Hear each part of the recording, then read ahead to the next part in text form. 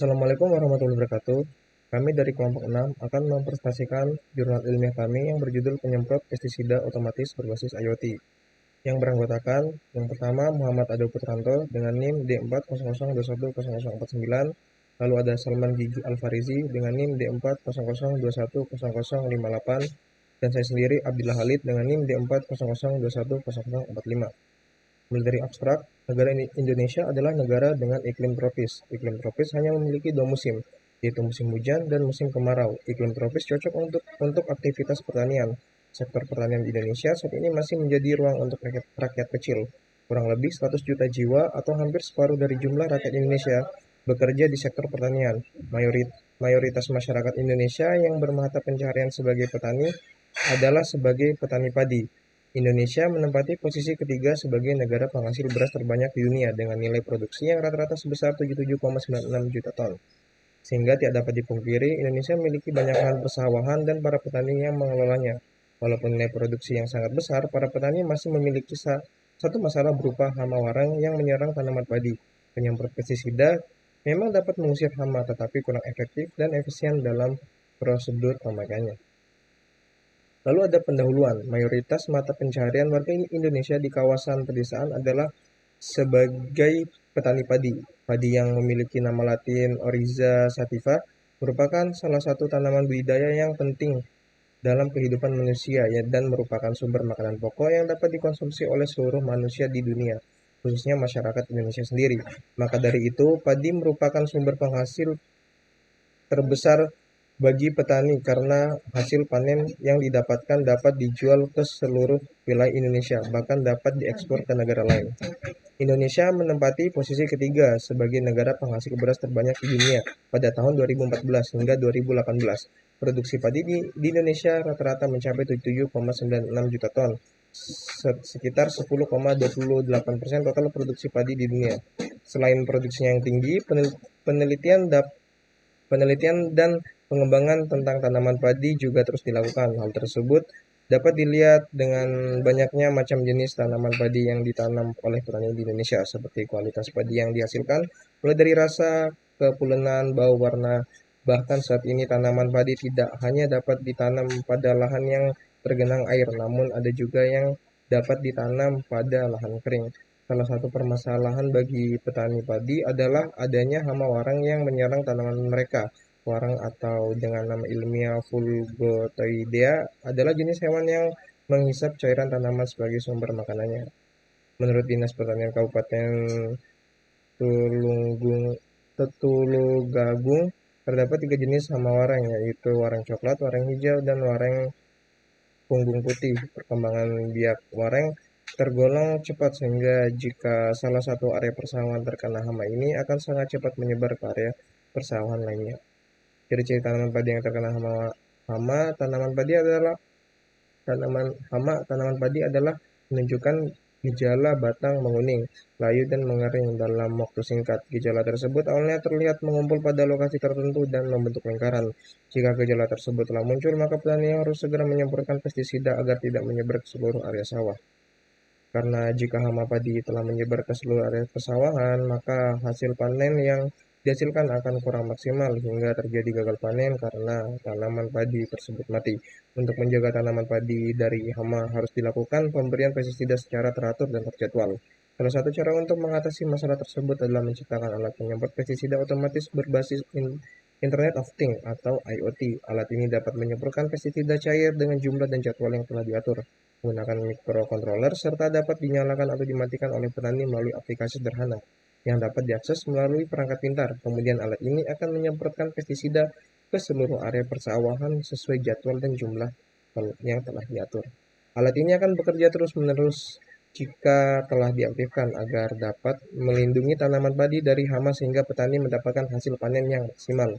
Alat ini untuk menyempurnakan dari alat hasil program kreativitas mahasiswa atau PKM terdahulu, yaitu Waterman. Alat semprot pestisida semi otomatis. Cara kerja Waterman adalah menggunakan motor DC sebagai mesin pemompa pestisida. Energi panas matahari yang diubah menjadi energi listrik oleh solar cell, kemudian disimpan di dalam aki. Energi listrik tersebut digunakan untuk menghidupkan motor DC, yang nantinya akan digunakan untuk memompa air dari tangki ke pipa penyemprotan, di mana alat tersebut masih membutuhkan tenaga manusia untuk mengoperasikannya atau semi-otomatis, maka dibutuhkan penyempurnaan agar tercipta alat penyemprot pestisida otomatis berbasis IoT. Perbedaan penyemprot pestisida otomatis berbasis IoT dengan waterman adalah jika waterman membutuhkan tenaga manusia untuk mengoperasikannya atau semi-otomatis, sehingga alat bersifat portable. Sedangkan penyemprot pestisida otomatis berbasis IoT tidak membutuhkan manusia untuk mengoperasikannya atau otomatis, sehingga alat bersifat permanen. Pengembangan alat ini dari alat sebelumnya adalah mendesain bagaimana agar alat ini dapat bekerja secara otomatis dan terpasang permanen tanpa butuh perawatan yang rutin. Berdasarkan identifikasi masalah di atas, maka rumusan masalahnya adalah sebagai berikut. Yang pertama, bagaimana cara merancang penyemprot pestisida otomatis berbasis IoT agar dapat bekerja terus-menerus dan tahan terhadap seluruh kondisi cuaca. Kedua, bagaimana cara agar alat tersebut dapat mudah dipasang dan diakses oleh para petani yang mayoritasnya adalah masyarakat pedesaan yang belum mengenal lebih jauh tentang teknologi. Adapun tujuan dari penelitian ini adalah membuat alat penyemprot pestisida otomatis berbasis IoT yang dapat melindungi tanaman padi dalam jangka waktu yang lama serta dapat diakses dan dikontrol dengan mudah oleh para petani. Manfaat dari penelitian ini adalah membantu petani mencegah menyebarnya hama padi yang menyerang tanaman agar mendapatkan hasil panen yang maksimal. Kedua, mencegah kemunduran ekonomi masyarakat pedesaan karena gagal panen akibat terserang hama. Lalu akan dilanjutkan oleh Muhammad Adil Putranto. Ya, kemudian ada tinjauan pustaka. Yang pertama adalah hama padi. Hama tanaman padi menjadi ancaman serius bagi para petani hingga saat ini. Berbagai macam cara pun dilakukan para petani untuk mengendalikan hama tersebut. Setidaknya untuk hama tanaman padi, ada 7 jenis yang patut diwaspadai dan diantisipasi oleh para petani. 7 jenis hama tersebut diantaranya adalah tikus, warang, keong mas, kepik hijau, walang, sangit, burung, dan penggerek batang padi. Kemudian pestisida. Pestisida merupakan bahan yang digunakan untuk membunuh hama, baik insekta, jamur maupun gulma. Pestisida telah secara luas digunakan untuk tujuan memberantas hama dan penyakit tanaman dalam bidang pertanian. Pestisida juga digunakan di rumah tangga untuk memberantas nyamuk, kecoa, dan berbagai serangga pengganggu lainnya. Di lain pihak, pestisida ini secara nyata banyak menimbulkan keracunan pada orang. Pestisida adalah substansi atau zat kimia yang digunakan untuk membunuh atau mengendalikan berbagai hama. Pestisida berasal dari bahasa Inggris yaitu pest berarti hama dan cida berarti pembunuhan. Yang dimaksud hama bagi petani sangat luas yaitu tunggau, tumbuhan pengganggu, penyakit tanaman yang disebabkan oleh fungi atau jamur. Bakteri dan virus, nematoda atau cacing yang merusak akar, siput, tikus, burung, dan hewan lain yang dianggap merugikan. Istilah pestisida adalah kata al-inklusif yang berarti pembunuh hama. Akirancid berasal dari bahasa Latin cida yang berarti membunuh.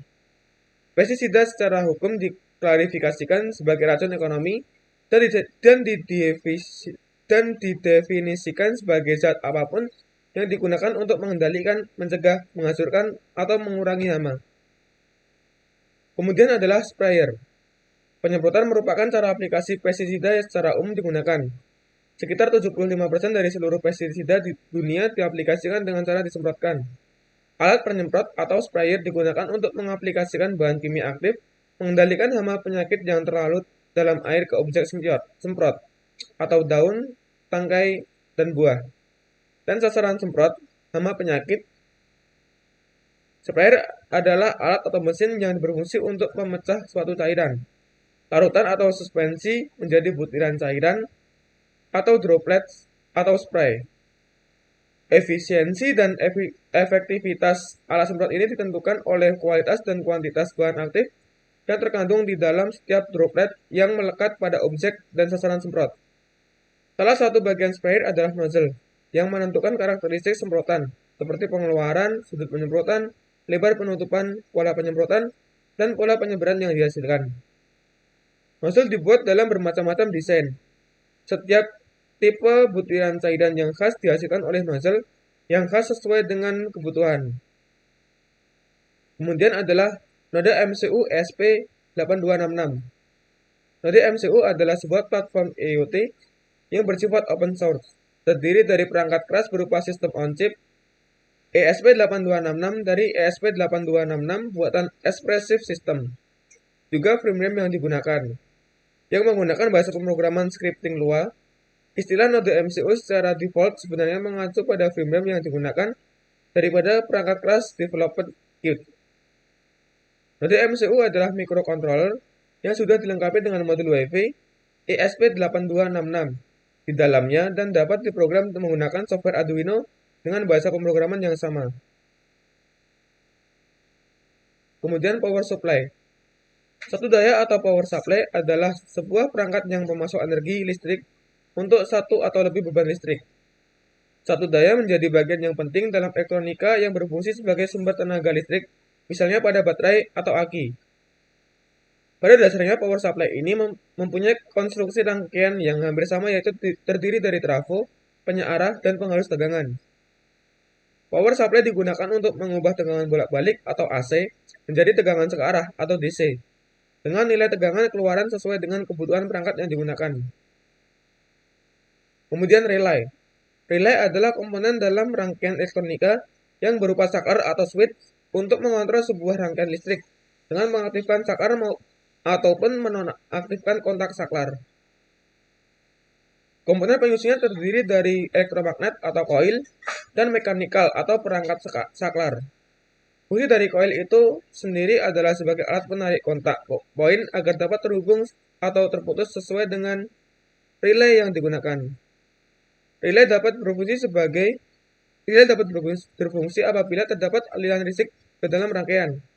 Secara umum, fungsi relay adalah untuk memutus atau menghantarkan arus sesuai dengan kebutuhan.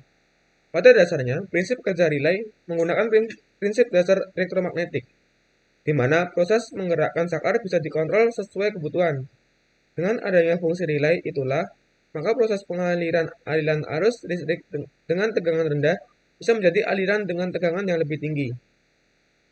Kemudian saya lanjutkan, yaitu yang ketiga, metodologi. A. Tahapan merancang desain alat. Tahap ini merupakan tahap dalam perancangan model alat penyemprot pestisida otomatis berbasis IoT dan perancangan software untuk mengontrol dan mengakses alat tersebut dari jauh serta perancangan komponen dan alat-alat pendukung yang akan digunakan. Alat penyemprot pestisida otomatis berbasis IoT dirancang memiliki otak, yaitu sebuah mikrokontroler yang dapat terkoneksi dengan perangkat pintar agar dapat dikontrol dari jarak jauh. Mikrokontroler tersebut digunakan untuk mengatur sprayer elektrik untuk menyemprotkan pestisida cair dengan volume dan waktu yang telah diatur dan dapat dihidupkan atau dimatikan melalui perangkat pintar. Output dari mikrokontroler tersebut kemudian dihubungkan dengan relay untuk menyalakan pompa sprayer. Alat penyemprot pestisida otomatis berbasis IoT akan bekerja terus-menerus. Kemudian B. Tahapan persiapan bahan. Setelah merancang desain alat, tentunya membutuhkan bahan dan komponen untuk membuat alat tersebut. Pada tahapan ini, bahan dan komponen yang digunakan adalah sebagai berikut. Yang pertama yaitu solder, timah, dan kabel secukupnya. Node MCU ESP8266 serta power supply yang sesuai. Lalu ada sprayer dengan pompa elektrik. Ada relay untuk menyalakan pompa sprayer yang membutuhkan tegangan AC yang dikontrol dengan tegangan DC dari mikrokontroler. Lalu laptop untuk membuat antarmuka dan memprogram mikrokontroler. Yang selanjutnya yaitu tahapan pembuatan alat. Pembuatan alat dilakukan sesuai desain yang telah dibuat dan dengan bahan yang telah dipersiapkan. Tahapan pembuatan alat adalah sebagai berikut. Yang pertama yaitu merangkai semua bahan dan komponen sesuai dengan desain. Yang kedua, membuat antarmuka dan program untuk dimasukkan ke dalam mikrokontroler. Yang ketiga, menguji prototipe dengan mengoperasikan dalam lama waktu tertentu. Yang keempat, menganalisa alat apakah bekerja dengan baik atau terdapat masalah tertentu. Kemudian yaitu tahapan uji coba. Pengujian dilakukan setelah prototipe selesai dibuat dan dianggap sesuai dengan desain dari alat tersebut.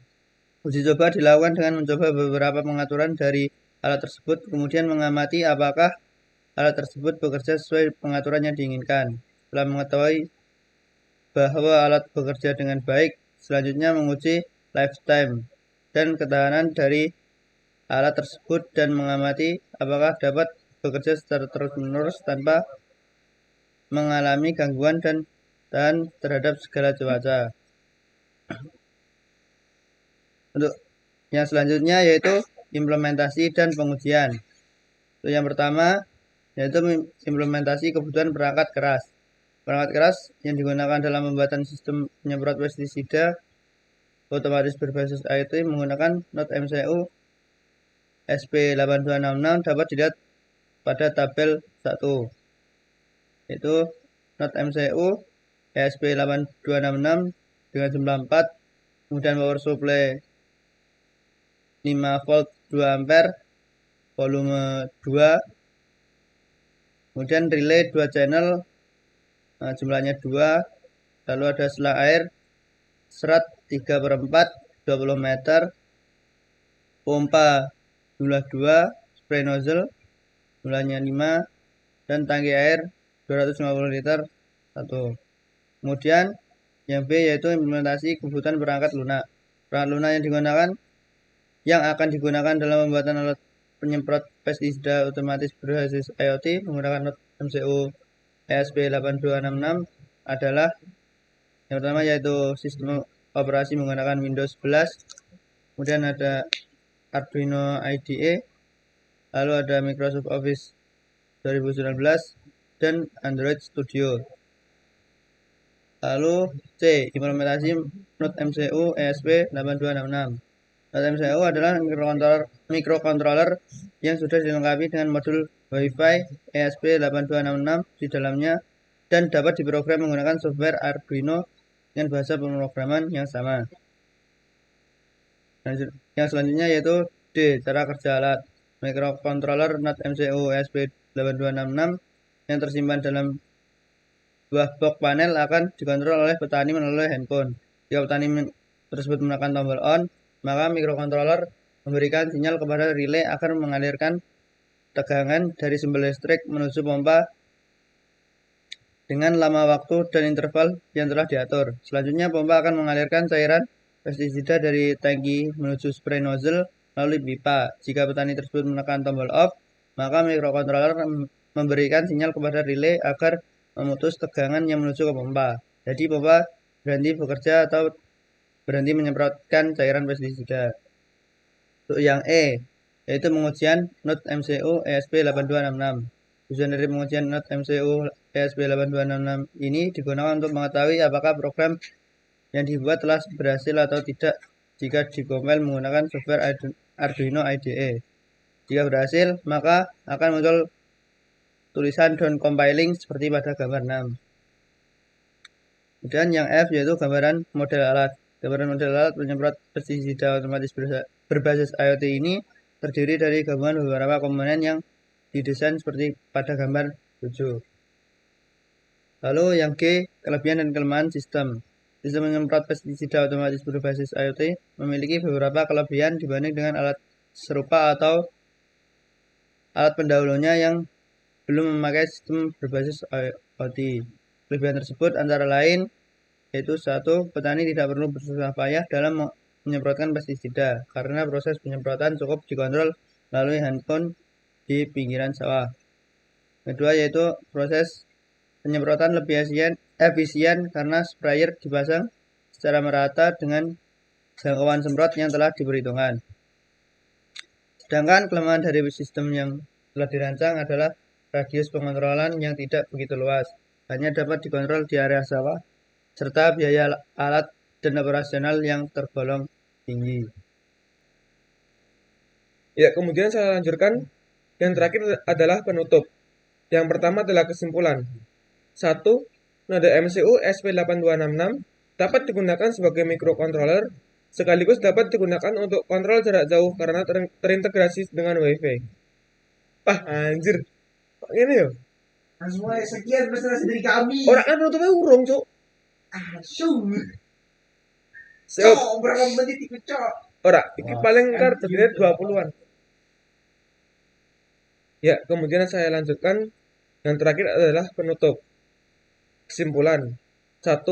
Node MCU ESP8266 dapat digunakan sebagai microcontroller sekaligus dapat digunakan untuk kontrol jarak jauh karena terintegrasi dengan Wi-Fi.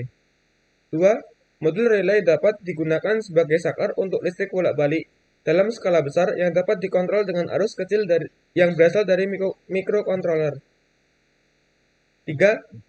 Microcontroller node MCU ESP8266 digunakan sebagai alat untuk memproses data yang dikirimkan dari perangkat pintar secara wireless yang kemudian dapat mengontrol relay untuk menyalakan pompa. 4. Jika tombol on pada aplikasi ditekan, maka sistem akan menyalakan pompa dengan jadwal yang telah ditentukan. Dan jika tombol off pada aplikasi ditekan, maka sistem akan mematikan pompa. Kemudian saran. 1. Sistem ini dapat dikembangkan untuk berbagai macam jenis pertanian. 2. Sistem ini dapat dikembangkan agar pemberian pestisida dapat secara otomatis tanpa petani harus datang ke lahannya. 3. Agar rangkaian yang digunakan memiliki umur yang panjang, sebaiknya alat ini dirangkai dalam bentuk yang lebih aman dan terlindungi sehingga penggunaan lebih efektif dan dapat digunakan dalam jangka panjang. Sekian presentasi jurnal yang kami buat, kurang lebihnya mohon maaf. Wassalamualaikum warahmatullahi wabarakatuh.